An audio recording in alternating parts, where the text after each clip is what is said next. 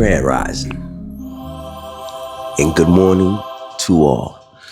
Actually, y'all know how I feel about words and word etymology, and there's nothing to mourn about. So, again, Grand Rising, and let's all rise and grind. But why are we here today? Because I want to ruffle some feathers.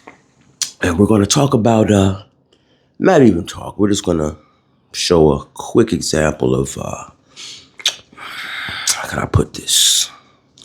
Selective anger, selective delusion, selective activism.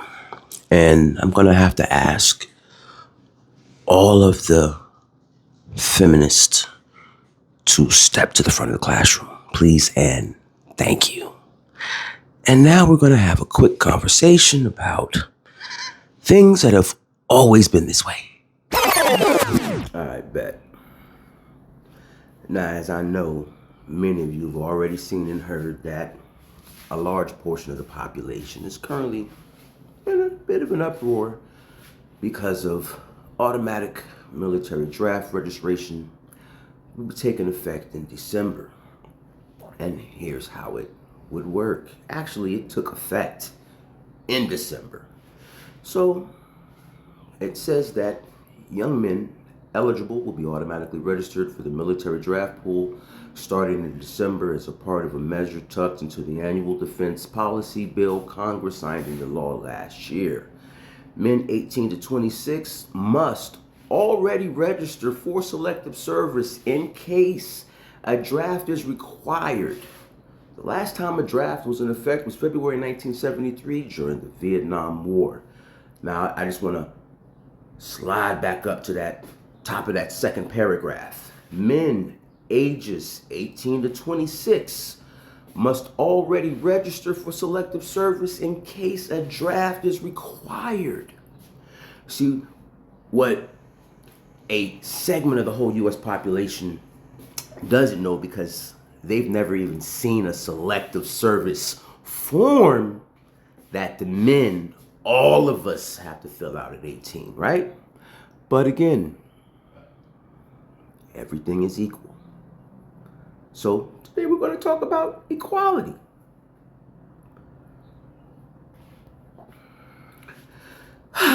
Well, it appears that selective service registration actually began May 18th of 1917, shortly after the U.S. entered World War I. Towards the bottom, you'll see that conscription initially requiring men ages 21 to 30 to register.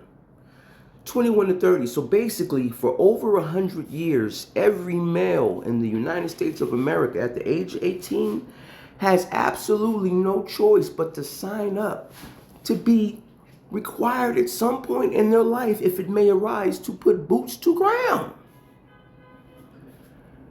Equality. Where are the feminists? Asking for a friend, and honestly, I'm not trying to be an asshole, but I like having these type of conversations because you know all of the conversations that we've been having over the years about gender equality. So why is it at 18, every male born U.S. citizen has to sign on the dotted line to die for everyone's freedoms or tyrannical government's greed? But just asking for a friend. Again, reporting to you live from the back of the classroom here at Akata News Network. But I digress. And that would be my indiscriminate thought of the day. So yeah, please, everyone, let me know your thoughts on conscription or mandatory selective service for men and men only in this era of you can be whatever you want because all are free and all are created equal, right? This is the time that we live in. This is what we claim. Everyone can be whatever they want to be.